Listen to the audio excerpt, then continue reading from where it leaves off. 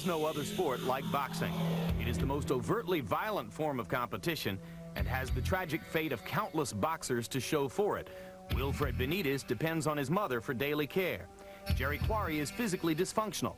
Muhammad Ali struggles with Parkinson's disease, and the stories go on. For now, George Foreman has no diagnosed infirmities, but the worry in the boxing community is, after 80 pro fights and countless rounds of sparring, can George Foreman walk away unscathed? Why would a man 48, 49 years old want to go in and get hit with a baseball bat? Because basically that's what's going on. He's going to underestimate some younger fighter, and he's going to get hurt really bad. People ask me all the time, George, are you concerned with memory loss? I said, no, I named all my boys George, George, George, and George. So I'm already prepared. Come here, George. You too, George. So I don't have to worry about the memory loss. George can joke all he wants, but the fact is the longer he fights, the greater the risk of dementia pugilistica, the damaging cumulative long-term effect of boxing.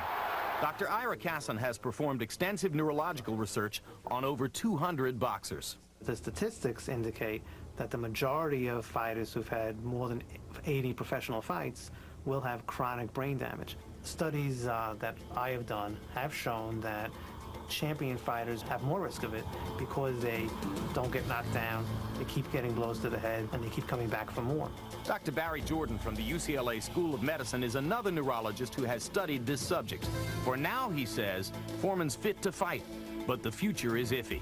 Well, as a boxer ages, they are at increased risk of brain injury from boxing.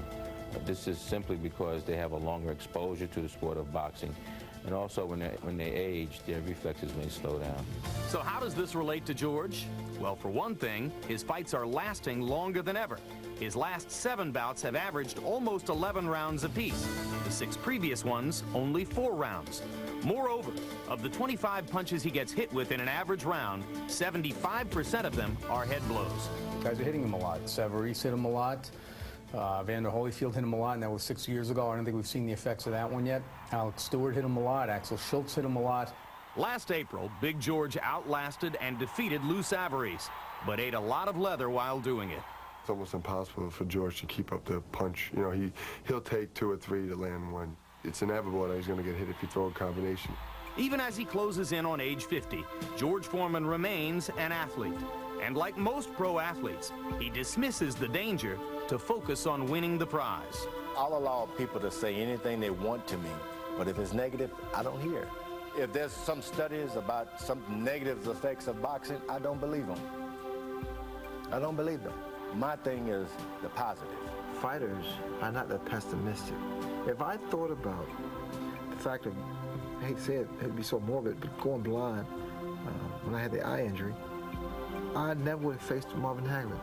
I never would have had a chance to come back and beat Durant again or face Tommy Hearns again. I would have lost all those wonderful experiences and moments. I know George does the same thing. Foreman's personal physician, Dr. Aiden Rios, assured us George is healthy to fight now. But what about his future? We don't have crystal ball. All we can say is that as of today, he's medically fit to exercise this sport, and that's all what we can say. Typically, the chronic effects of boxing are delayed after a boxer retires. So they may have a period where they're asymptomatic, and then 10, 15, or 20 years down the line, develop neurological problems. There are other concerns when it comes to Foreman. Some feel he may be giving false hope to retired boxers who may want to fight again. Others think he's taking up space that should be used to develop younger fighters. But the main worry is still for George's safety. At almost 50 years old, he's courting disaster. I don't think that he will know when to stop, and that's going to be another sad chapter in boxing. George Foreman says he'll leave boxing when somebody finally knocks him out. He can only hope, as we all do, that that won't be too late. So what about it, Larry Merchant, that we reached the stage at which George Foreman's ongoing sense of invulnerability should be of concern to his fans and supporters? Sure it should, because if you play or wander in a forest full of monsters long enough, one of those monsters is going to get you even if you think you are invulnerable. But George has an interesting theory about the occupational hazards of this very dangerous game. He believes that if he exercises his brain, that somehow that will defend his brain from any potential damage. And by that he means that he reads a lot. He's an insomniac, reads all night long, that he plays with puzzles, one of them being why, if he owns hundreds of neckties, does he only wear 3 of them?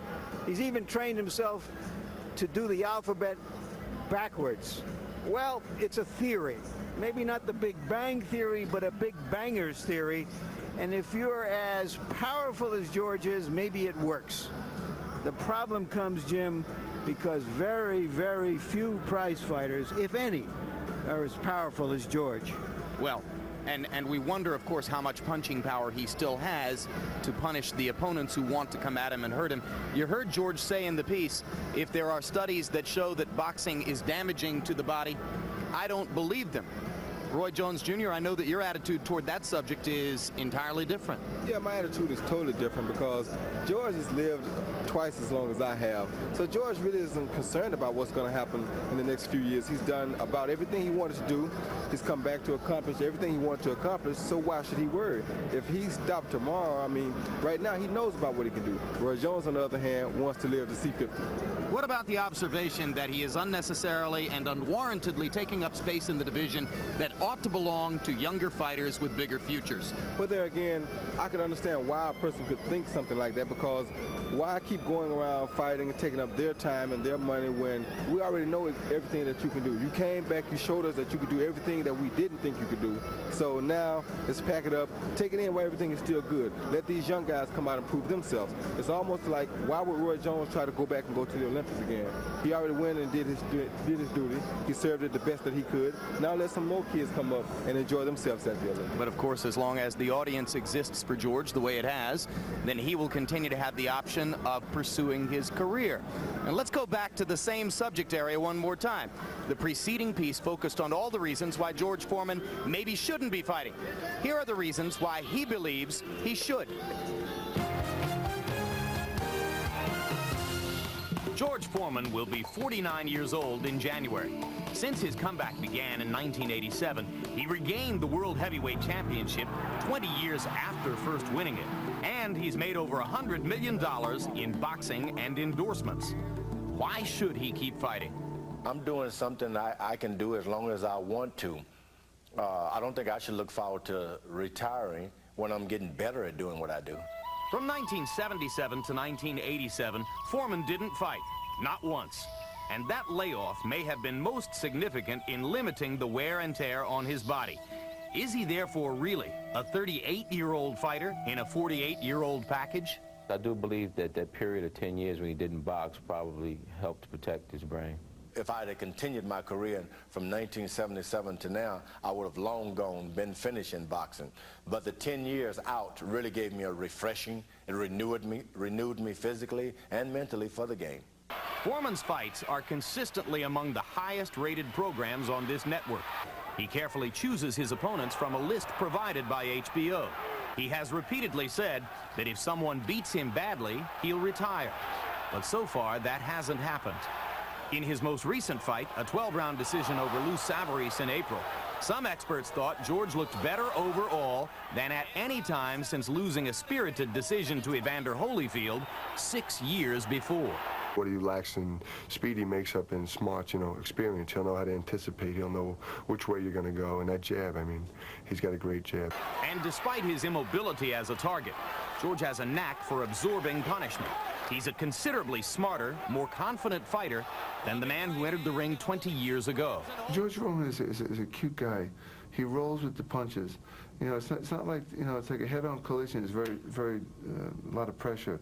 But when you're rolling with the punches a little bit, a lot of the power is taken out of the punch. And George has, through the years of fighting, learned how to do that a little bit. I think the 10-year layoff, it allowed George Foreman to learn about himself. I think he became a more relaxed fighter when he came back to the ring. I think he fought out of a lot of fear his first time around, which made him get very tired, lose belief in himself. I think now he believes in his ability to win any fight, any time. Much of that belief is born of sheer self-discipline. He hasn't smoked tobacco or drunk alcohol in over 20 years. And while he may not look on the surface well-conditioned, his training regimen is fierce and unenviable.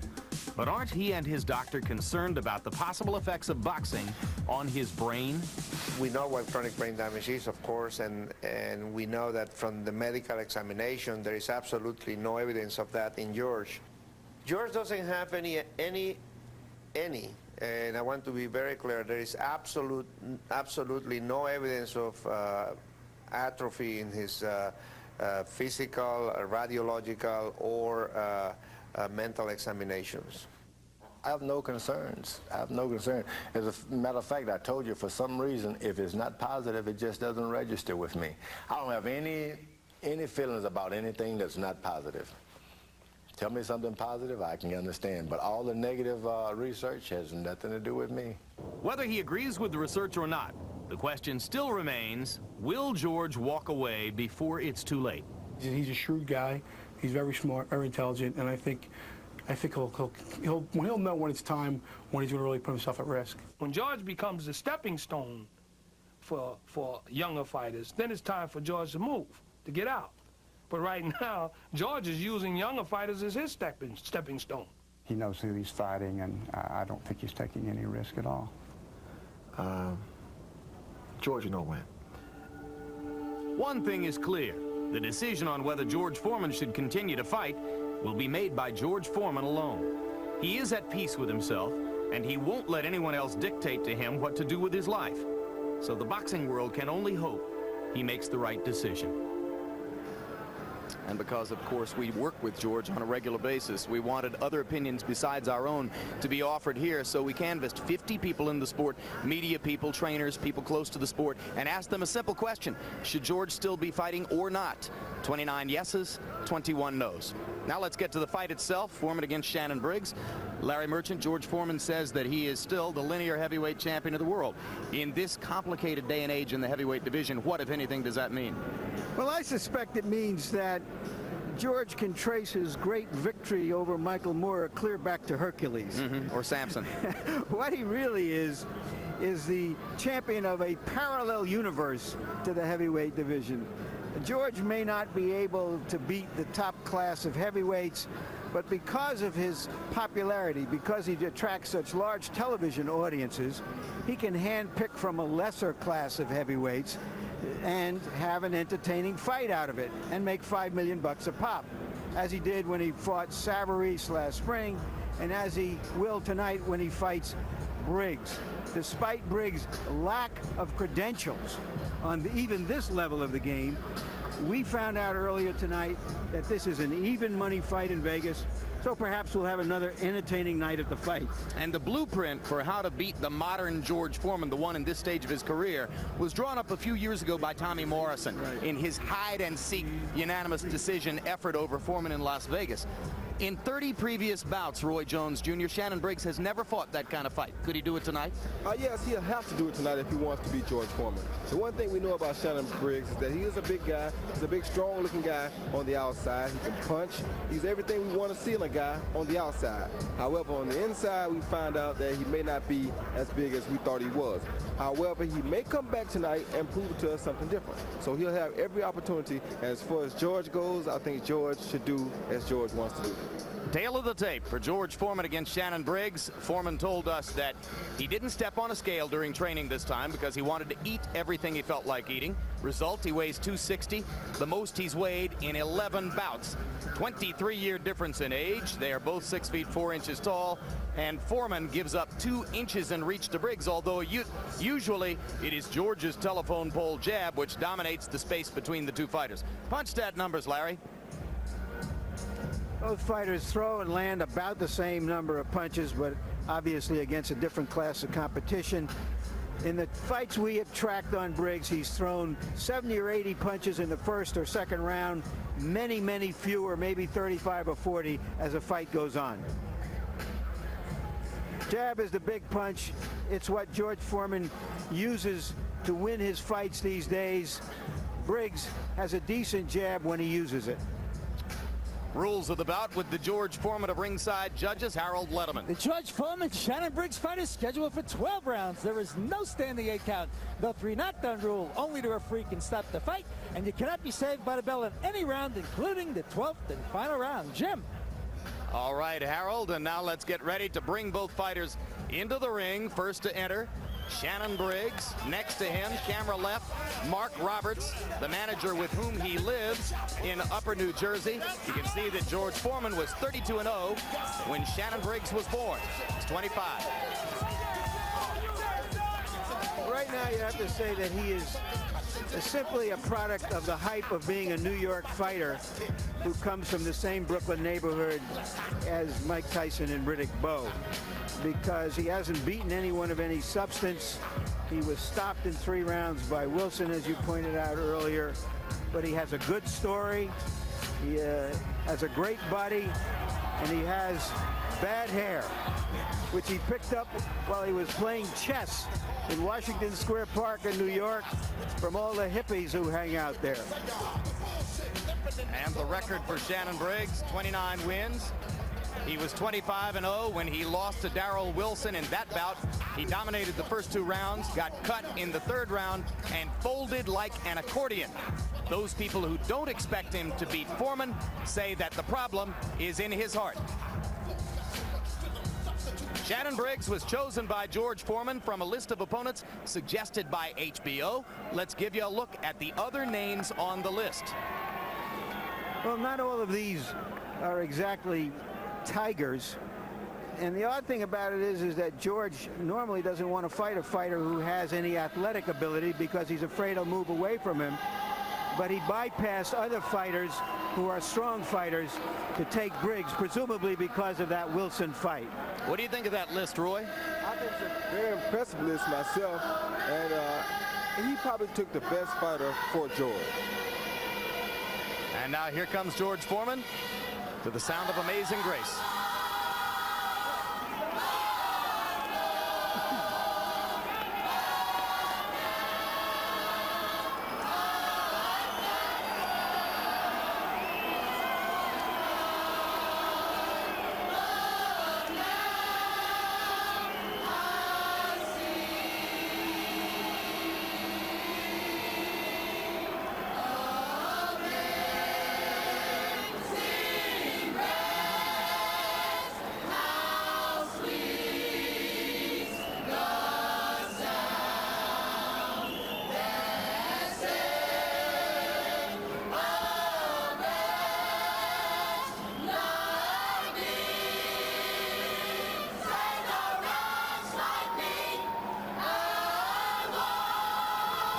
George Foreman, 45-2 in the first career, then the 10-year layoff, 31-2 in his comeback career. The 4 losses to Muhammad Ali, Jimmy Young, Evander Holyfield, Tommy Morrison. No knockouts for Foreman since he knocked out Michael Moore to win the title for the 2nd time, November of 1994. And let's go to Michael Buffer for the official introductions. Ladies and gentlemen, Azoff and Wald, Main Events Fight Night. Cedric Kushner Promotions with Henry Holmes Productions and your undisputed, undefeated king of beers, Budweiser. This Bud's for you. Present 12 rounds of boxing for the Lineal Heavyweight Championship of the World.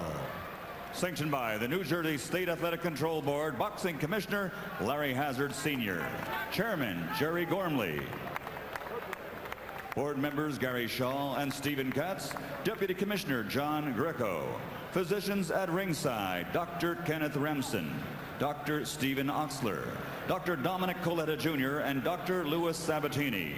Timekeeper at the bell, Roosevelt Gilbert. Counting for the knockdown seconds, alternate referee Tony Orlando. The 3 judges scoring this bout on a 10-point must system will be Kelvin Claxton, Lawrence Layton, and Steve Weisfeld. And when the bell rings, your referee in charge of the action, Eddie Cotton. And now, ladies and gentlemen, for the thousands in attendance and the millions watching around the world, from Donald J. Trump's Taj Mahal Casino Resort of Atlantic City, New Jersey. Let's get ready to rumble!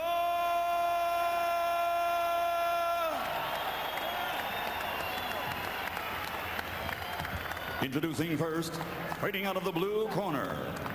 Wearing white trimmed with black, he weighs 227 pounds. His professional record, an excellent one. 29 victories, including 24 knockouts with only 1 defeat. Tonight, he plans on taking another step towards his goal to become the world champion. Ladies and gentlemen, from Brooklyn, New York, here is the challenger, Shannon Briggs.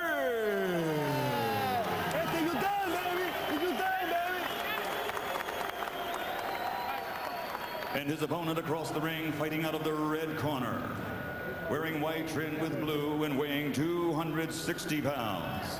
This 1968 Olympic gold medalist has a professional record of 76 victories, including 68 by knockout, and he has 4 defeats. Now, he steps into the ring for the 81st time, prepared to defend the title he captured by victory in the ring and never lost by defeat in the ring. Tonight, we turn the page to another chapter in the ongoing career of a boxing legend. Ladies and gentlemen, from Marshall, Texas, presenting the 2-time heavyweight champion of the world, Big George Foreman.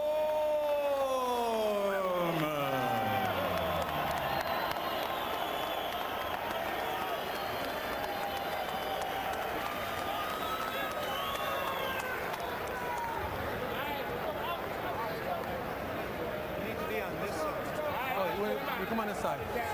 Okay.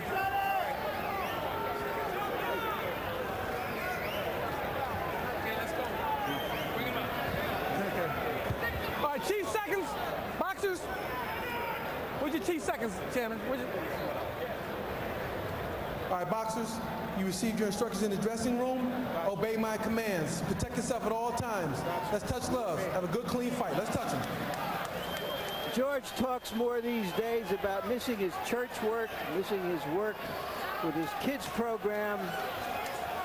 He's not in the best shape we've seen him in recent years. Does he still have the old want to and the can do? Fascinating stare down, Roy, as George stared silently at Briggs, and Briggs started laughing and talking to him in the middle of referee's instructions. Yeah, and I guess that shows some confidence in Briggs. Well, some of his supporters thought he might have been a little psyched out at the weigh-in where he refused to look at George. This was different. Shannon Briggs hoping for major redemption tonight. When he lost to Darrell Wilson a year and a half ago, his trainer Teddy Atlas left him. And when Briggs said that he was bothered by asthma in the bout, Atlas said he never said anything about it to me. He's had an awfully tough year. Shortly after that, his mother died, and then a very close friend was murdered. So he feels as though he's coming out of the shadows and perhaps into the spotlight tonight against Foreman. Briggs, who has been known to throw an average of 80 punches in the first round, is definitely not fighting at that overwrought pace in the first round here. He's trying to use his jab and step away from George because he knows that George is looking to land those big punches on him. So he can't throw as many punches because he can't stand as still as he normally stands. Briggs smiling as he moves around the ring. His new trainer, Carlos Albuerne, said, if he uses the ring and stays away from the ropes, he wins the fight. If he goes to the ropes, he loses. It's as simple as that.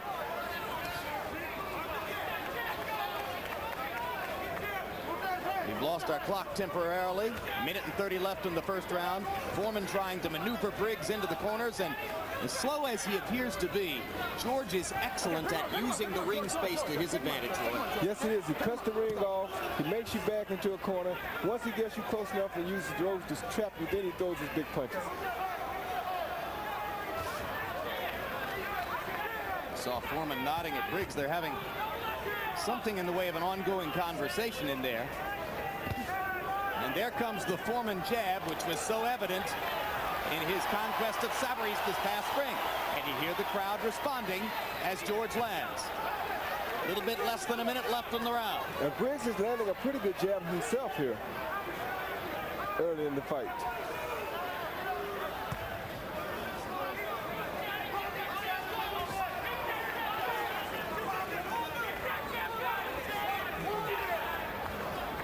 Seconds left in round number one. Both fighters trying to establish their jabs in this first round. Shannon Briggs giving you a preview of the footwork that he hopes can win the fight. But there he puts his back against the ropes, and that provides the kind of opportunity that his trainer says he cannot afford to give to Big George.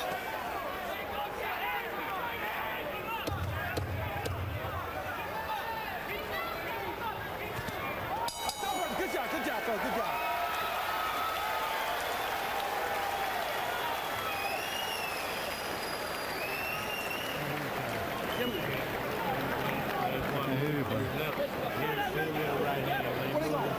All right, listen. Listen. Where are they going? Where are they going?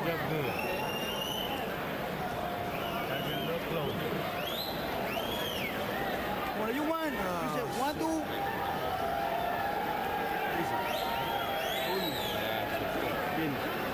Mira, listen to me. Listen to me. Jab. Jab. Cuando he go, you say, pop back up, go, we hang out, you move for the other side and you hit it. Listen to me, all right? You win the first round. Bad. You need to use a jab. Don't run it. Work with him. Work. He go with the side, you go with the other. Go. Foreman, as has been his custom in the comeback career, standing in the corner between rounds. Angelo Dundee offering a few small nuggets of wisdom. And as round two begins, we're joined at ringside by the world heavyweight co-champion, if you will, Lennox Lewis. And Lennox, what did you think of the first round? I felt the first round went pretty good. They're both getting used to each other. Shannon can't put his back against the ropes, so George will catch him. I think George is just waiting to set up a big right hand for Shannon. But everything's going well so far. Which fighter do you think might be able to establish his jab first? Well, it looks like Foreman's trying to get his jab going. I think Shannon's trying to mix up his punches and use his speed.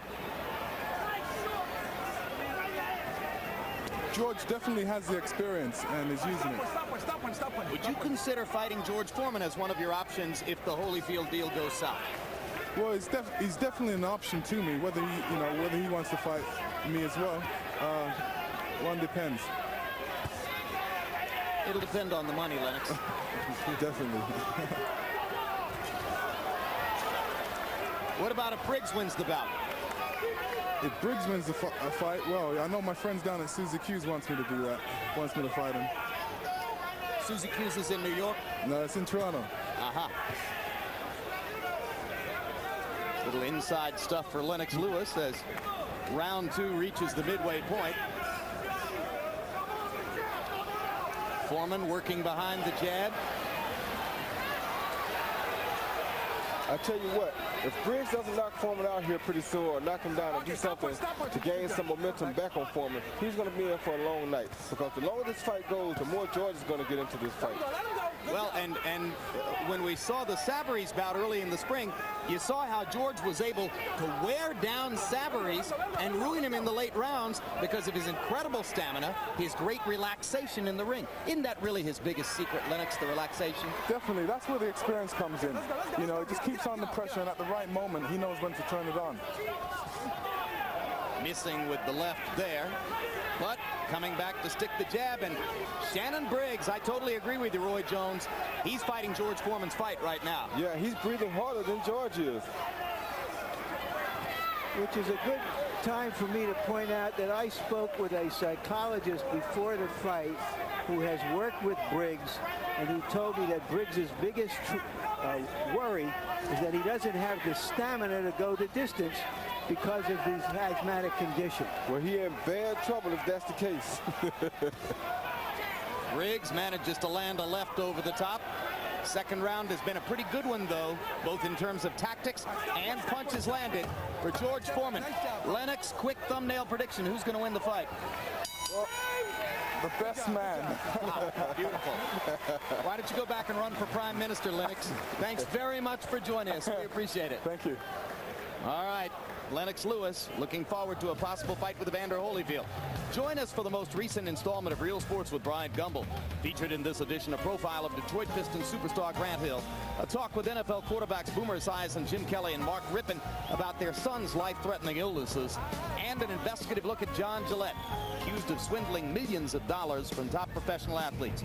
Real Sports, the only show of its kind, and it's only on HBO. So steady jab, you drive him crazy. The voice of the great Angelo Dundee. Okay. Get on his case. You don't want no more. You really don't want no more. Angie asking George to throw that telephone pole jab.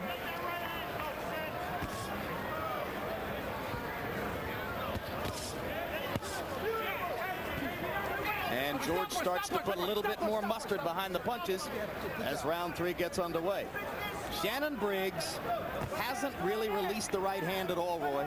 No, and hopefully he's saving it and waiting for those late rounds when he usually gets bored on a fight and has nothing to do. Hopefully he's saving his right hand for those times because he will need it tonight at that point.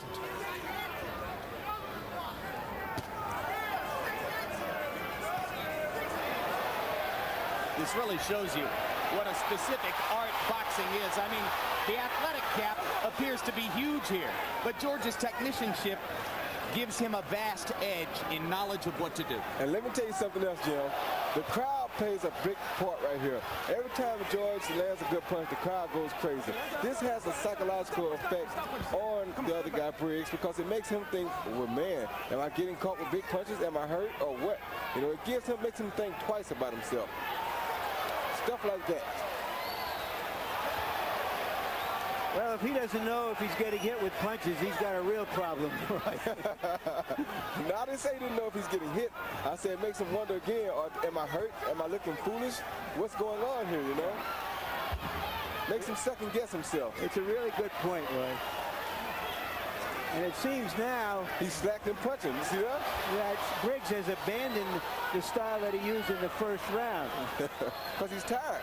You get tired of running from a guy. It takes a lot out of you to run from a Briggs guy. lands a left hook, but he's really in a defensive mode here. You saw him there with his back against the ropes, and we already told you what his trainer thinks of that. Now here he is backing into a corner by himself. Hey, you know what I'm thinking here? You can run, but you can't hide. Same thing I was going to tell you for Griffin before the last fight. It's not even a small ring. There's plenty of space in there. It makes no difference. You can run, but you can't hide. Now, if he goes ahead and fights, then he can avoid George a little easier. But he can't avoid him by not fighting. He has to fight. Stop punching, Shannon. Stop hitting him. No, stop hitting him in the back of his head.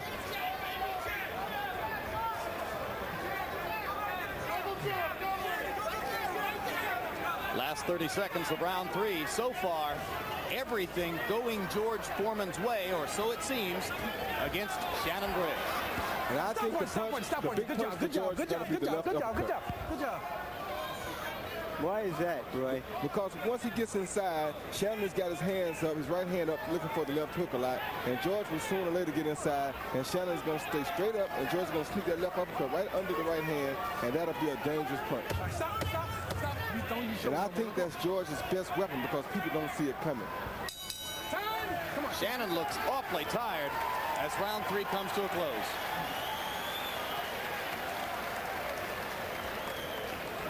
It's nothing, Shannon. You listen to Uncle it's nothing. Listen to your trainer and do what the hell he tells you. Come on. Go with me. Why you don't use that right hand? Why you don't use that right hand? Tell me. No, you don't use it. Come here, baby. You want to leave the fight? No. Use a jab. Jab. Right hand. Come move. You must punch Shannon. He's right. Come on. Take a breath. Come on. Take a breath. You're here for this fight. Go with me. Come on. Come on, baby. Come on. Okay, son, move over, slide on the guy. You know what to do. Slide.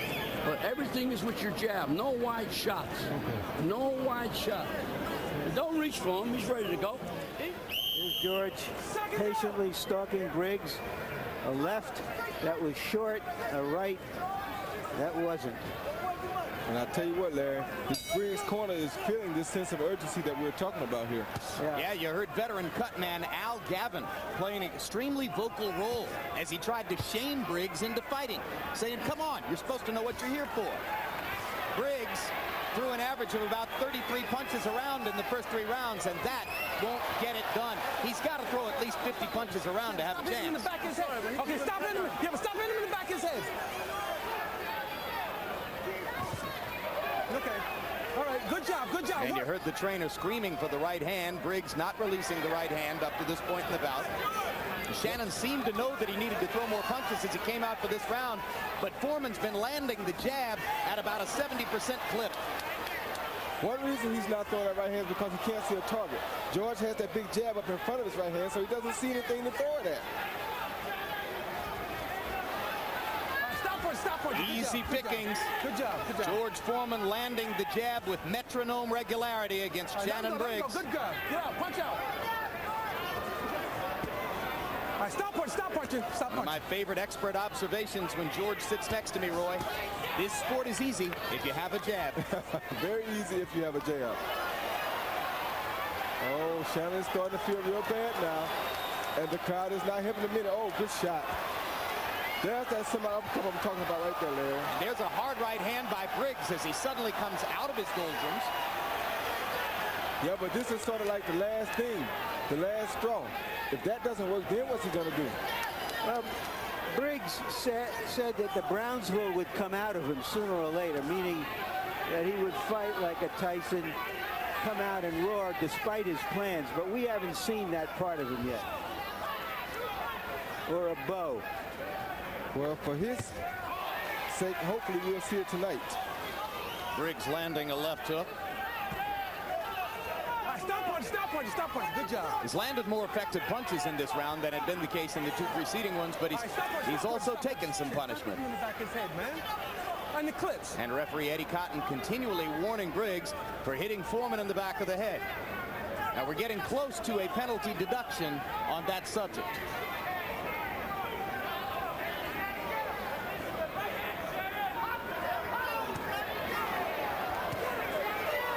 Briggs is telegraphing his punches so much that George can see him coming from a mile away. All right, stop punch. Good job, fellas. I like that. Briggs should stick to his jab and stay away from George. That's the safest weapon he can use. There, Briggs beat George to the punch with the jab, but it's happened all too rarely. Foreman doesn't look very pretty as he releases these combinations, but the punches just keep coming. Why isn't he throwing the right hand, do you think, Roy? Because he doesn't see a right-hand target. Every time he looks, he sees George's big left hand there, so he doesn't see a straight shot to throw it at. So why not go to the body? Because you don't fight a smart fight. Nobody ever goes to the body against George. I don't get it. Short shots, jab like you do. Hit this guy with a hell of a left hook. Don't let him bump you in the shoulder, okay? Body shot. Take it from me. Just get a little close wait and ram the hook right in his body. You got it weak. Nice strong shot. In close, believe me, you can nail it with a left hook. Be close. Don't hook from the outside. Everything's a jab. Hey, I move. All right, everybody, stand up. Go. Wait, with me. Angelo Dundee asking Foreman to get in close and nail his man with the left hook. To answer your question, Jim, a lot of guys, when they see George tote them Jeeps around, they feel like body punches won't hurt this guy, so why throw it? Well, they're probably right, too, but logic tells you if plan A isn't working, you got to try plan B. Go to corner. You got a glove, George. Eddie Cotton with a piece of loose tape on Foreman's glove. Briggs in a neutral corner. Yeah, clip this off and then put some tape on here. Okay. Little cameo for Dundee here. Okay. And for once, Angelo didn't do this on purpose. For once. Hard right hand by Briggs.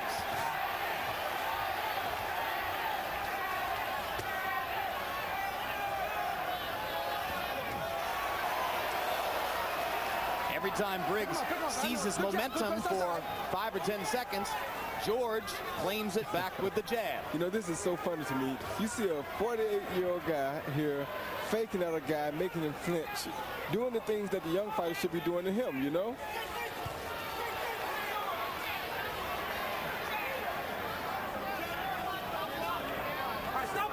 Stop punching. Good job. Thank you. Well, there's a simple question that you ask about every boxer at some stage of his career. Does he know how to fight? The book is still out on Shannon Briggs, but the verdict was in a long time ago on Foreman. If ever there was somebody who knew how to fight, this is the guy. Born to fight. Briggs getting a couple of open shots and taking them. Foreman lands that right across the top. I think that might have hurt Briggs a little bit. Well, you know, we've talked for years about George's ability to hurt people with glancing blows. You wondered if it was gone since he's gone 3 years without a knockout, but he may be in line for one tonight. I tell you what, I seen George stop a guy with a shot to the back. Did you? I'm not surprised. Harold Letterman, how'd you score the first 4 rounds? Jim, 3 rounds to 1, 39-37, big George Foreman. He just keeps walking him down, and wrapping him with that tremendous left jab. And the key to the fight is Shannon Briggs is just standing straight up like a totem pole. You can't miss him. He's got to bob and weave and move that head. You're asking him to do things, Harold, that he doesn't do. If he did those things, he wouldn't be Shannon Briggs. If he did those things, George might not have chosen him from that opponent's list. That's another area where George excels, matchmaking.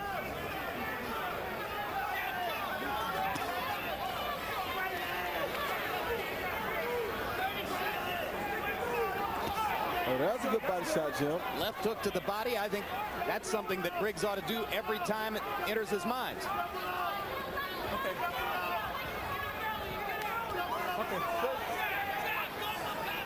How are you ever going to know if George can handle body punches if you don't at least go there and try it? You got a point there.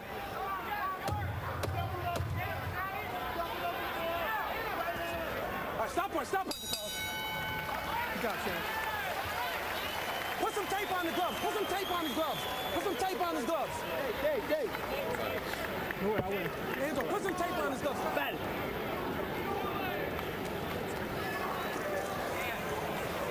Yeah. Whoa. What are we in? Tape on the glove. 61%.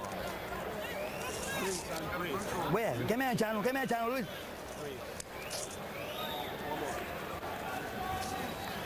Channel, you need a water. Take a little water. Gotta use that right hand. Beautiful. Oh, come on. Okay.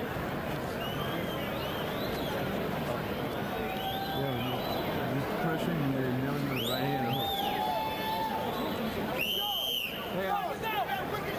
Yeah. Back it up, George, over here. Seconds out. I got him. To the other guy once in a while. Let's go. Round 6 of a scheduled 12. George Foreman against Shannon Briggs.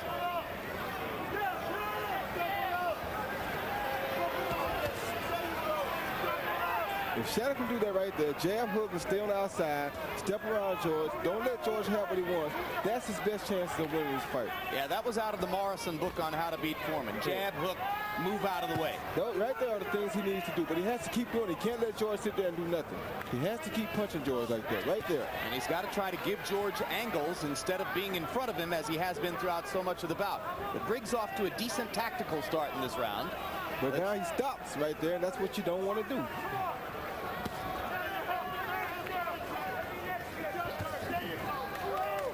Okay, hands free. Watch your shoulders. Punch out.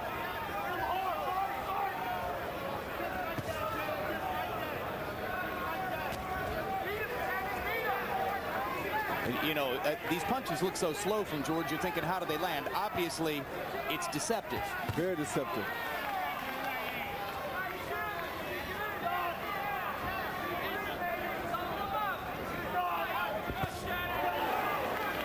Right hand by Briggs. Very good right hand by Briggs. That's a pretty good idea, too. You know, change up. Throw straight right hands and lead with him. But he has to do it more often.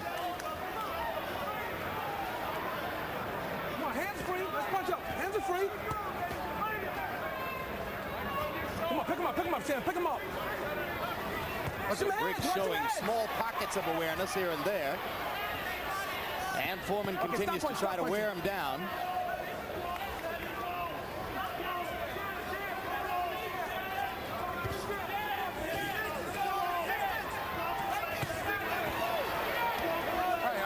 Briggs is a big, strong man at 6'4", 227, but when George leans on him like that, it's got to take something out of him over the long haul. Yeah, it does. But he's a younger fighter, and if he wants to win this fight, he has to stand up under that. Stop punching. Left hand to the chest. Crowd responded. Briggs shook his head as if to say, hey, wait a minute. That wasn't all that big a deal. Why are you people cheering? Underlining the point you made earlier about how the crowd gets in his head. Right, the crowd is getting in anybody's head like that. It's not just him. There's a quick left hook inside that landed flush for Shannon Briggs, and Foreman just keeps on coming. That wasn't nothing. Watch him. All in all, to this point, Briggs has not been able to hit Foreman the way Savarese did, the way Axel Schultz did, the way Michael Moore did for 9 rounds. Maybe George is improving.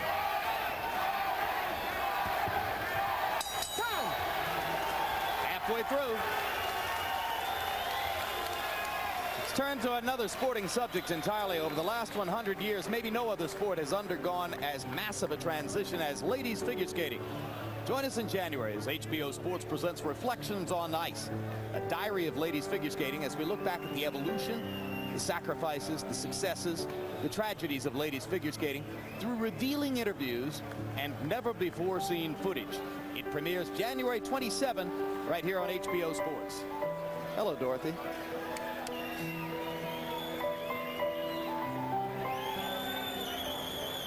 Listen, over there somewhere, listen. Oh, you guys don't get excited. The other guy's loose. The other guy's loose. This isn't ladies figure skating tonight. No, fine. I gave Briggs the last round. Did you? I thought that was his best round since the first. I was about to start thinking he is submitting, giving in, but he found something in that last round. Let's see if he can exploit it. If he continues to do that right here, every round he starts out this looks perfect. good. Every round he starts out just right. If he just can keep that up for 3 minutes and continue that throughout the fight, he'll have no problem. Well, Briggs did manage to get off 48 punches in round 6, his highest punch output of the fight so far. And perhaps not coincidentally, Harold Letterman gave him the round also. So let's see if Briggs can build on what he did in round 6 and mount a rally against the so far more effective George Foreman. I think George is going into the toe-to-cheek mode now. Foreman going mostly with the jab. Briggs throwing the greater variety of punches. Big power punch edge for Briggs. In round 6, he landed 17 of them to only 4 for George. Okay, all right. Let's go. He's doing a smart thing here, Briggs, by throwing these snapping punches while George's punches are winging, because you have to land the quicker punches. If you're quicker than a guy, use your hand speed on him.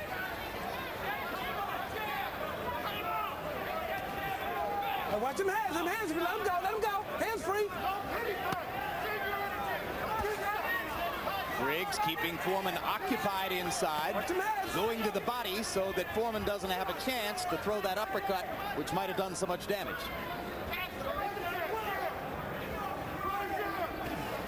All right, stop punching. Good job. Foreman hasn't landed a good punch on Briggs for some time now, though.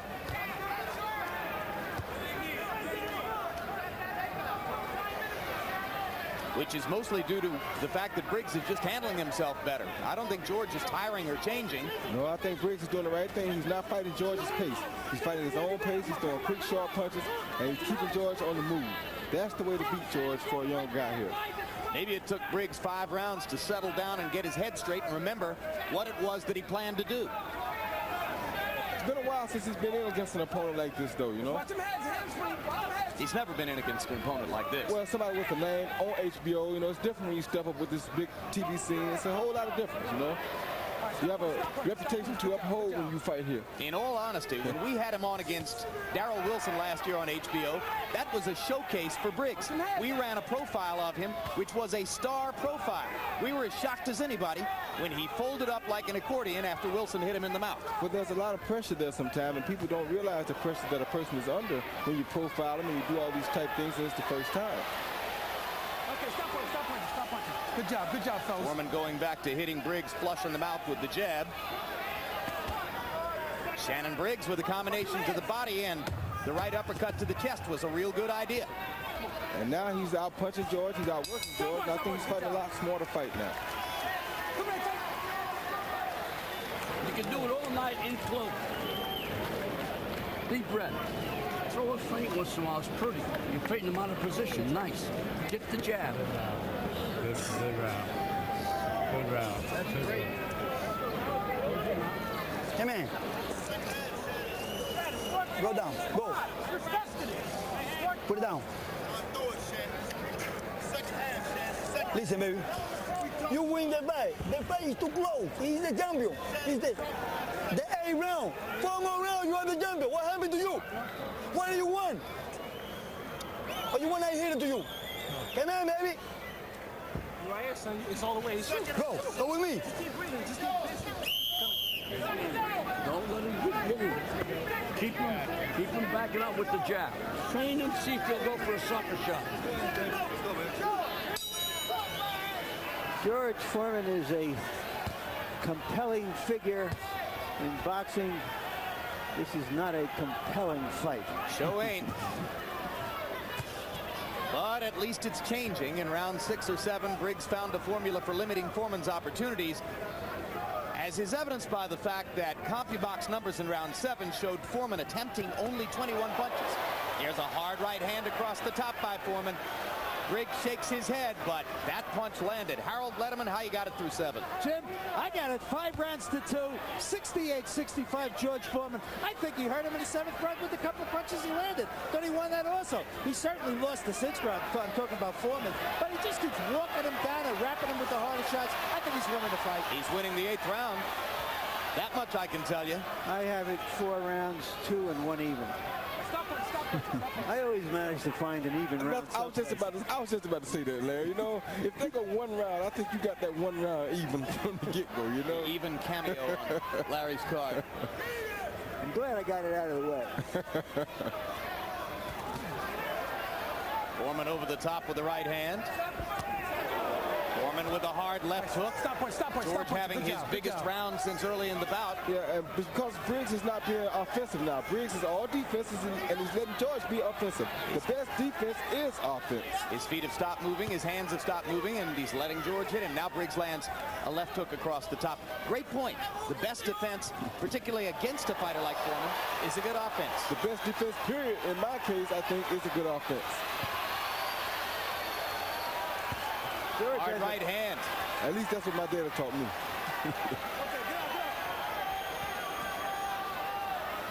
And he taught you well. That was the hardest punch of the fight for George. He must sense that Briggs is weakening or that he just doesn't have any more movement.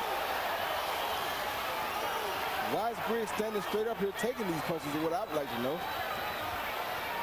Maybe Briggs expended so much energy in rounds 5 and 6. Yeah, but he can slip the punches. He's in there. Oh, good shot by Briggs. Now, that was smart. Left hook to the body down low. Very smart good shot. Hard right hand across the top for Foreman. Round 8, the biggest crowd pleaser of the bout.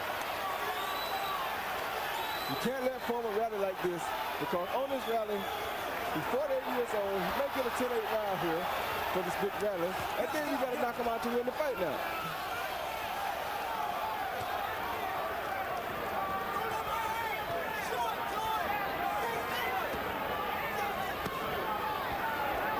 That left hook to the body if Briggs will keep throwing it.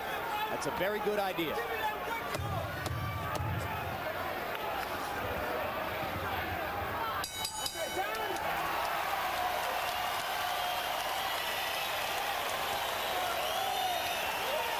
Listen, you don't want to war, you lose the fight, all right?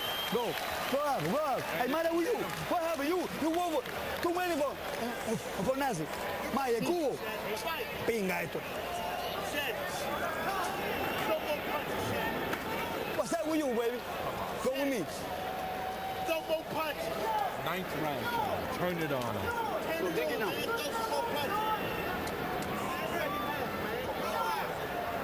Take a look at that flurry of punches from George. A combination, a left with a right behind it. A half hook behind that. Old George is like an old lion who can still mangle you if he catches you.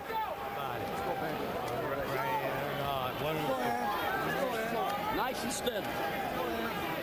And Foreman, who threw 21 punches in round 7, threw 67 punches in round 8 and landed 64% of them. So it was a huge round for Foreman, fueled by the jab.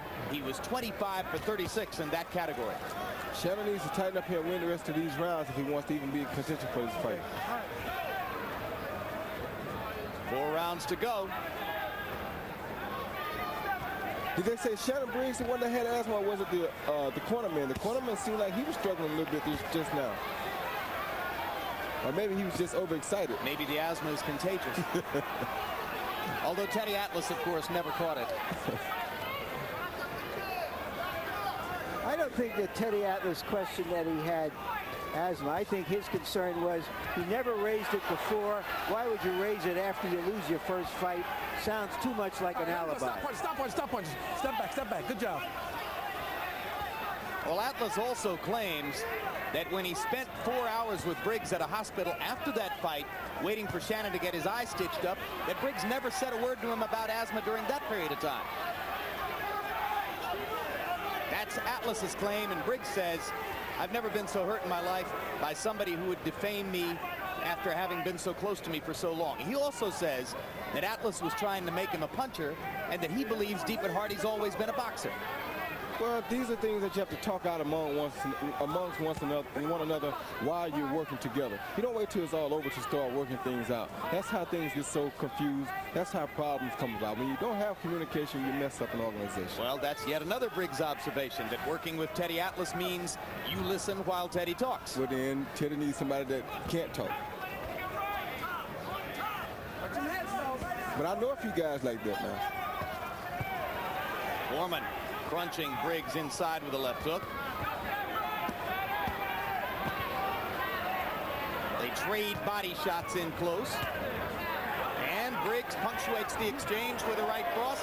So Foreman chases him across the ring and lands his own right cross. And I'm going to tell you something. Briggs can't keep getting hit with his right hand or it'll chop you down. George is chopping on him just like he chops on those trees. If he keeps on knocking little ditches out, he's going to eventually chop you down.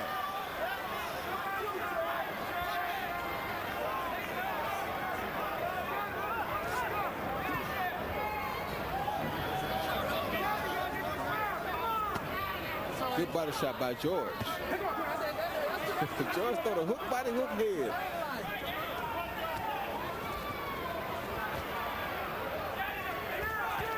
Oh, Shannon is in George's territory right now, I have to say. Well, give him a gold star for bravery then. Yeah, because he's fighting.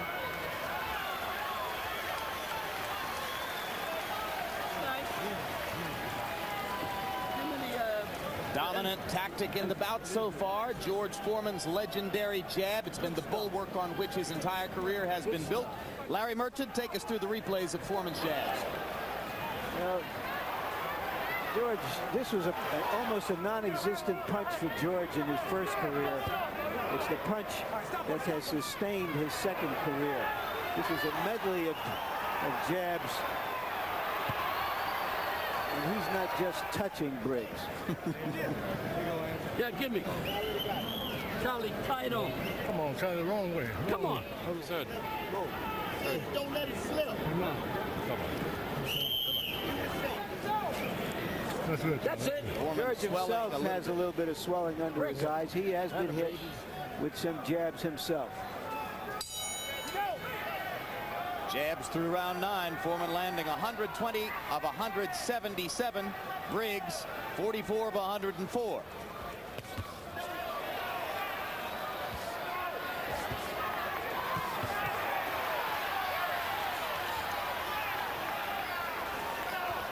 Briggs, once again, starting out the correct way. 10 rounds is as far as Shannon Briggs has ever gone in his career.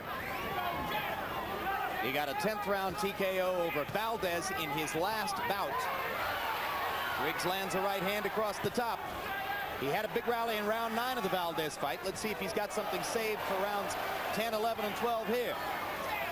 Now that goes into the books or into our computers as a jab. That didn't look like any jab I've seen before. Looked more like a straight left hand by a southpaw to me. Larry, among all the heavyweights you've ever covered, whose jab did you like the best? Larry Holmes had a great jab. Ali. Sonny Liston? Liston had a hammer, a really big jab.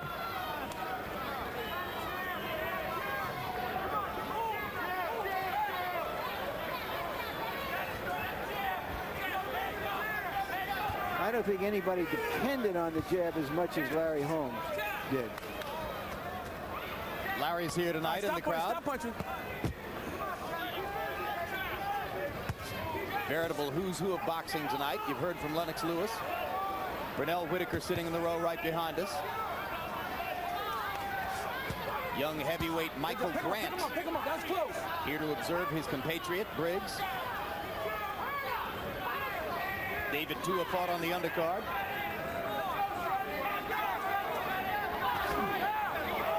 Uh-oh, that body shot might have hurt Briggs. Pick him up. Come on, Stopped Shannon. Briggs in his tracks for the moment, but Shannon resumed throwing punches. If you joined us late, Come on, you David guys, let's get him up, let's get him up. in his first Watch bout your since heads. his loss to Ike Bayabuchi, beat Jeff Lally in a second-round knockout. Totally one-sided affair that Tua dominated with body punching. He knocked Lally down 5 times. And the good thing about the young fighters is once you think you got one that's just about to make it, just about to bust onto the scene, you find something tough come out from around the corner and it upsets them, you know? That's why I like to see the young guys fight so much.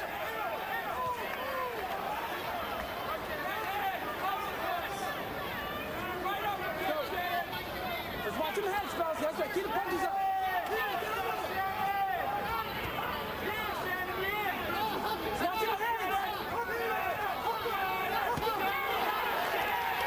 Oh, that was a good body shot by Shannon. Hard right hand to the body, sets up a combination up top. Foreman feels the need to come back with a certain fury, but Shannon Briggs with some very effective stuff in round 10. Highly effective. One more round. Good round. Yeah, man. Go. Go with me. Go. Put it full. Put it full. Go. Take it wild.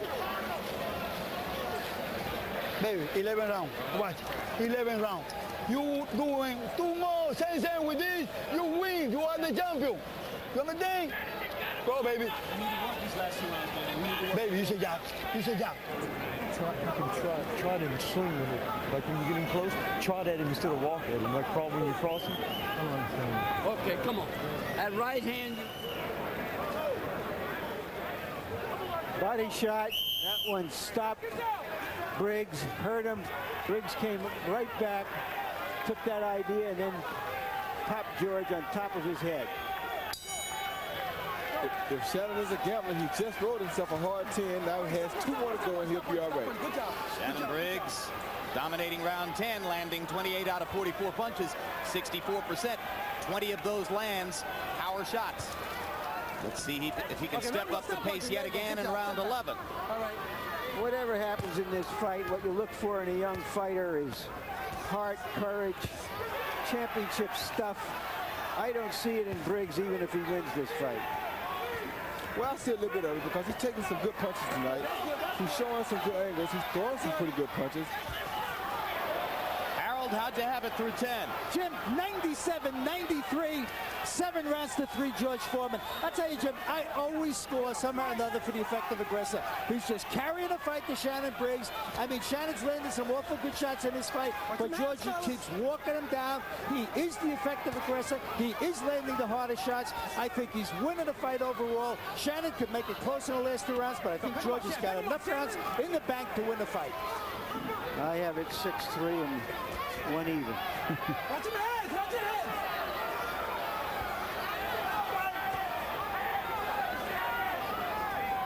What's your instinct, Roy? Either man got a chance to score a knockout in these last 4 minutes and 40 seconds? Of course, both men still have a chance to score knockouts. Briggs is a big puncher. George, as you know, is one of the biggest punchers of all time. So either guy could score a knockout, but at this pace, I don't think we'll see one. 5 of Foreman's last 7 fights have gone the distance. Okay, stop punching. Knockout over Pierre Kutzer in the 8th. Knockout over Michael Moore in the 10th. Stop punching the back of his head, man. Those 7 fights have averaged nearly 11 rounds apiece. Let's go. If this goes the distance, it'll be yet another 12-round effort by Foreman as he approaches 49 years old. I want to clean. Another thing that some of these younger guys don't understand is that if you're fighting a guy over 40 years old, the judges expect you to go out there and dominate this guy. They're not going to give you a close fight against this guy because you're the one who's supposed to go out there to show yourself. You're supposed to be the showcase. Briggs badly off balance as he landed the right-hand shot. Watch him heads. Incidentally, 11 years ago tonight, Mike Tyson became the youngest heavyweight champion in history, knocking out Trevor Berbick in the 2nd round. Of course, if Foreman, by some stretch of the imagination, can get another shot at the heavyweight title, he will again be trying to become the oldest man ever to win it, as he was the night he knocked out Moore.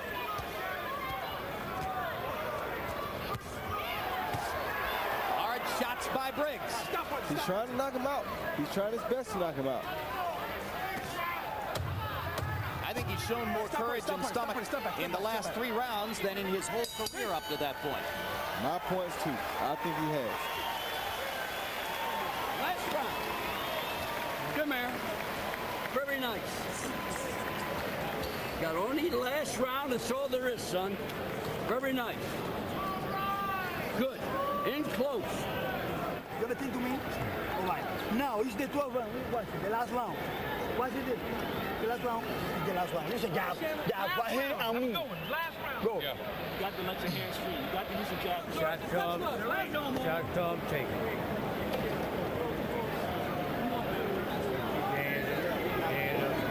Jab, get close. Come on, baby. Come on. Last round. Everything. Come on. No more. Very nice, son. Steady, steady. Don't get sloppy, okay? Let's see a lot of jabs. Round 12 of George Foreman's 81st professional bout. Shannon Briggs, probably behind on the scorecards, probably needs a knockout. I think so. Foreman trying for the knockout with that hard right hand over the top, but it was short.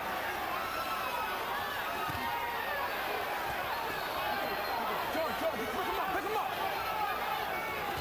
Foreman landing to the body, comes back with a left hook. Jab, jab. Foreman the busier fighter in the first 40 seconds of the last round. All right, let's watch some heads in there.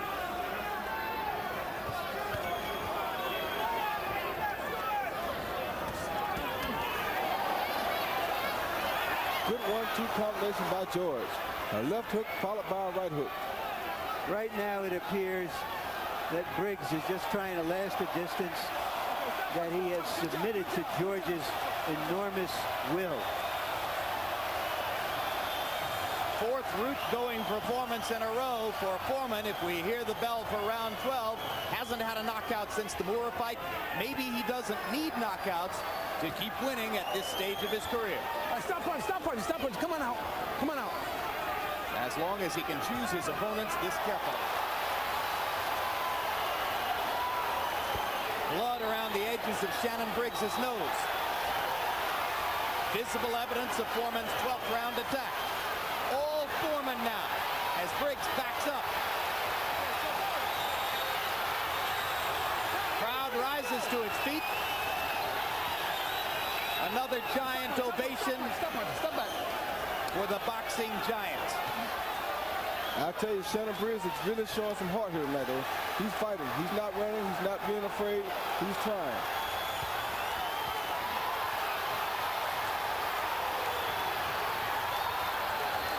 He's letting it all hang out.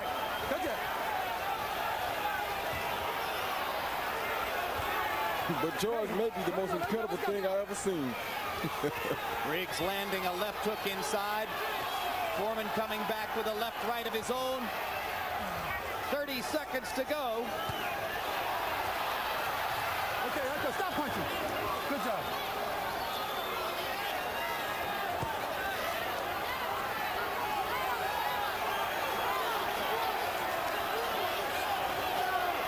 Three judges at ringside, probably holding the fate of Foreman's career in their hands. Hard to imagine that he could rebound in a business sense from a loss at this point, but to our eyes, it appears he's not in danger of that. His courage, Briggs, came too late.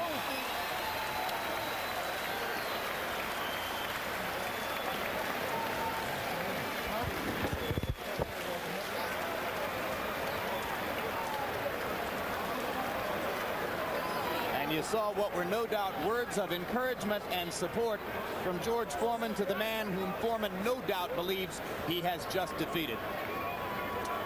Letterman, how'd you finish up with the scorecard? Well, Jim, once again, I'm not one for giving a fight to a guy that runs away. And certainly Shannon Briggs ran for 12 rounds from George Foreman.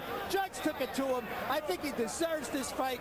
116, 112, 8 rounds to 4, George Foreman. I just loved him on effective aggressiveness. I thought he landed the harder shots. Shannon Briggs did see his blood in the 12th round and certainly didn't fold up. He punched back. But even still, George took it to him. George landed the harder shots. George did more damage. Foreman by a decision, 8-4.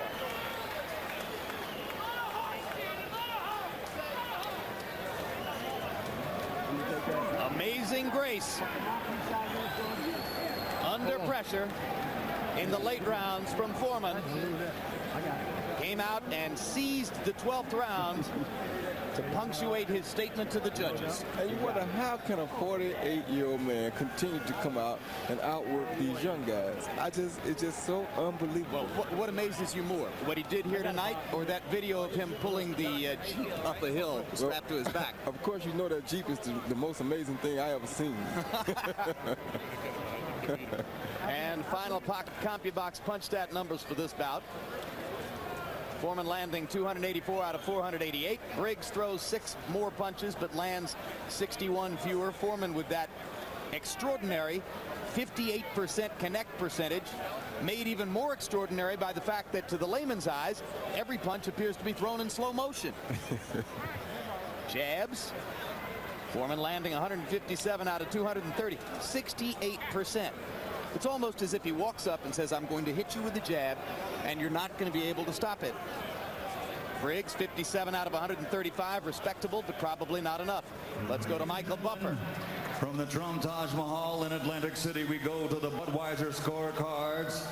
Steve Weisfeld scores the bout 114 to 114. He has it even. Lawrence Layton scores the bout 117 to 113, and Calvin Claxton has it 116 to 112 for the winner by majority decision and new linear heavyweight champion of the world, Shannon Briggs.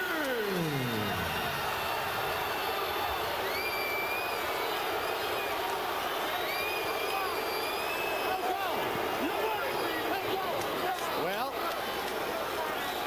wow.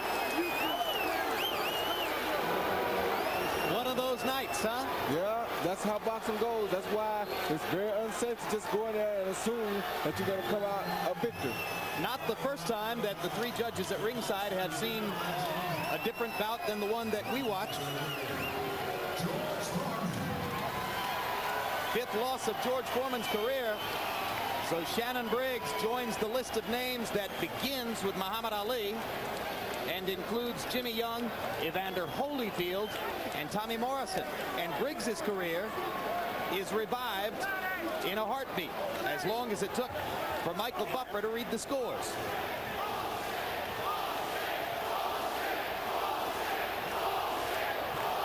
Audience does not agree with the decision. Claxton, 116 to 112 for Briggs.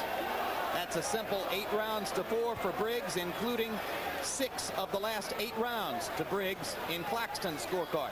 Lawrence Layton, 117 to 113 for Briggs, including 7 of the last 8 rounds to Briggs. And Steve Weisfeld is the man who saw it even at 114 apiece. He gave each of the last 2 rounds to Foreman, and indeed, Weisfeld gave 4 of the last 5 rounds to Foreman, while the 2 other judges were giving 6 of 8 and 6 of 7 of the closing rounds to Briggs. Unbelievable. It's a subjective sport. Let's go to Larry Merchant with the winner. All right, thank you, Jim. All right, Shannon. Shannon, why do you think the crowd here doesn't think you won the fight? I think you won. The whole crowd here thinks you won. Well, you know, it was like a tough fight. George hit me with a lot of clean punches, and you know, George is a favorite here. George is a favorite here, so you know the crowd was definitely behind him. But I just want to thank God, and I want to thank my mother who watching down on me, because this is for her, for my son and my girlfriend. You know. Why do you think you won the fight? I got to look at the tape, really, and be honest with you. I thought I hit him with some clean shots. I think I hurt him a couple times, and the crowd, you know, and the judges probably seen that. George was very persistent and hit me with a lot of clean punches. You know, the pressure was really heavy on me, Mr. Merchant. I felt like, you know, before the fight that I was stepping into the depth chair, you know. But George, what do you mean by that? You know, I was very nervous. This is my first big fight, and with my new trainer, Carlos Sobrano, and I felt like, you know, this was the biggest fight of my life. So, you know, I just try to control it and come out here. Were you concerned about your stamina? Very concerned. You know, there's something that I got to conquer, and, you know, I felt like, you know, George was really coming on strong, but a lot of his punches, I've seen a lot of his punches. I blocked a lot of his punches. A lot of times, people thought I got hit because the way my hair moves, but hit me with some clean jabs, some good punches. I took his blows. He hurt me once or twice, but, you know, I hurt him too. I feel like I hurt him too, but I just want to, you know, thank you guys for giving me the opportunity after my last fight here on HBO. Thank you very much, Shannon. Thank you, sir. Jim, Roy. So a stunning victory for Shannon Briggs in a bout which, quite frankly, all 3 of us at ringside, all 4 of us, let's include our unofficial ringside scorer Harold Letterman, thought that George Foreman had won rather handily. Well, sometimes, you know, people see fights different ways. I thought George had the fight. I thought Shannon came back and he did something that I like to see fighters do. He made up for the mishap he had last time we saw him on HBO. So I thought he came back and proved himself well. However, I didn't think he did enough to really capture a victory over George Foreman. Does George Foreman's career, in your view, probably end with this decision loss? I don't know, but my view doesn't count, so it all depends on what George wants to do. Only George and his audience can answer that question. Let's go to Larry Merchant with George. Thank you, guys. George, your reaction to the decision? Well, Larry, I want you to see something. Look, that's about 8 weeks I spent on that George Foreman lean, mean, fat-reducing grilling machine. I would grill right in the bedroom, steaks and salmon steaks, and I was able to lose a lot of weight, and I used it. The thing really works. And recently in Texas, they just started this home equity loans. People can borrow that little extra money they need on the mortgages. And what has that got to do with the price of tea in China or the result of this fight? I'm trying to sell my grill, Larry. You know, Shannon Briggs won that boxing match. I've had 80, or I don't know, 76, 78 victories. In your heart of heart, do you think you won the fight? Well, it's kind of childish. If you win a boxing match, they give it to you. If you lose it, they take it away. You just go on about yourself. I learned this from you, Larry. The only thing count is tomorrow. Yesterday is dead and gone. If I could do it all over again, I probably would have thrown a few more punches and gone more for a knockout. But this is an excellent young man. He just lost his mother not too long ago, and he's had a hard life. And if that victory can help him, it was clear that your corner thought you won the fight. Most people in the audience thought you won the fight. Going into the last round, did you feel you'd won the fight? You didn't have to score a knockout? Well, that fight is gone, Larry. You got to start crying about something for tomorrow. I've got 4 boys at home. If they hear me about a loss, what can they do in basketball and football game? Just got to go on to the next boxing match or next game and forget that I'm happy, I'm not hurt. I'm almost 50 years old. That young man had to suck it up, and he took everything he had just to stay in there with me. And I'm proud of myself, and it showed in the world that the age 50 is not a death sentence for an athlete. You can pursue excellence as long as you want, not when people say it. Is this the end of the road, George, for your boxing career? You've talked to us about wanting to go back to your church, spend more time with the kids programs you're involved with, and that you felt somehow that you were moonlighting as a prize fighter. That's now. true. You can only get so many millions dollars and things of that nature. But I went back to the church last time, and everybody was wondering, where's Reverend Foreman? You find out it's not about the money. And the kids at the youth center, they were showing out. They wanted me there. So I may have to devote some more time to what I was originally doing. Boxing is fine, but I was only moonlighting. Does that mean that, George, that this essentially is it?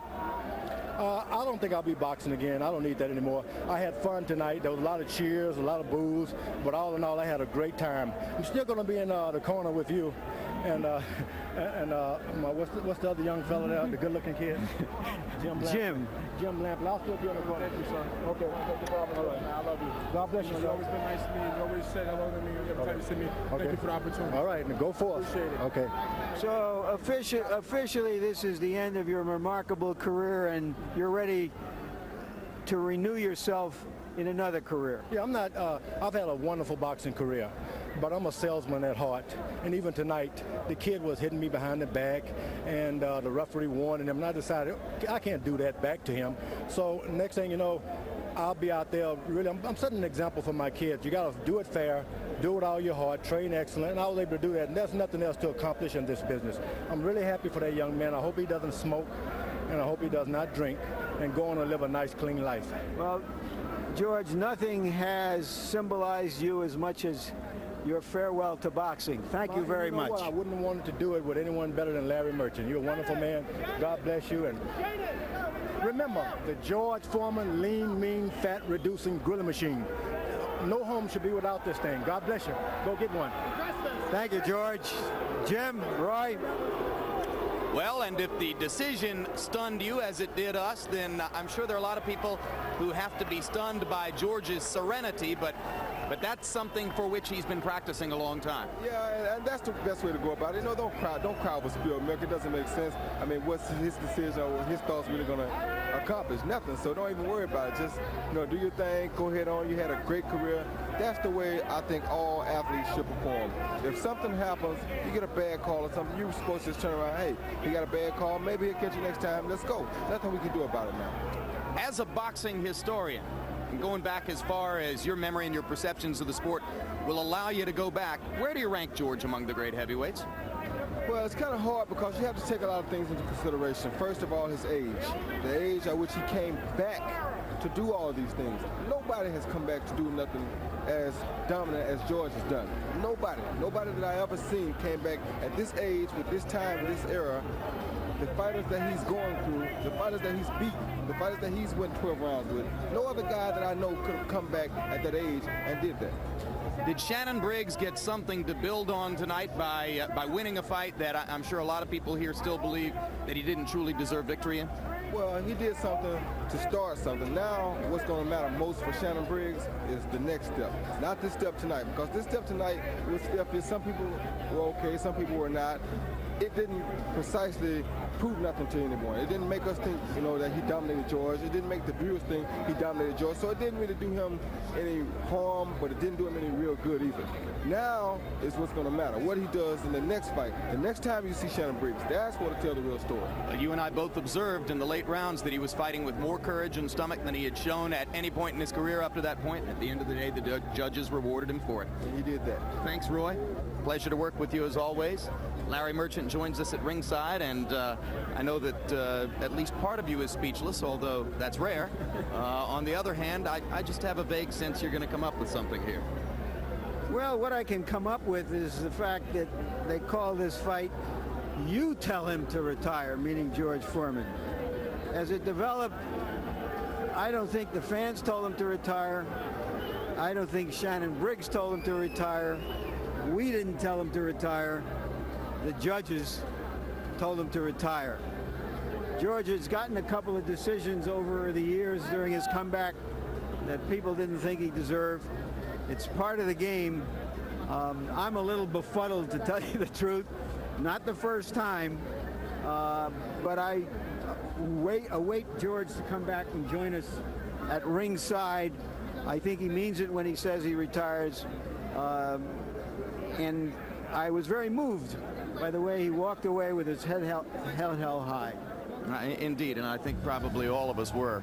So thus ends, if not one of the greatest, and some would say it was, certainly the most unusual career in the history of heavyweight champions. George Foreman leaves, ultimately having made this incredible mark on the sport, that he unseated Joe Frazier at a time when Frazier was thought by many to be indomitable, to become heavyweight champion as a young man, a raging, angry man with very little control over his emotions or his boxing style.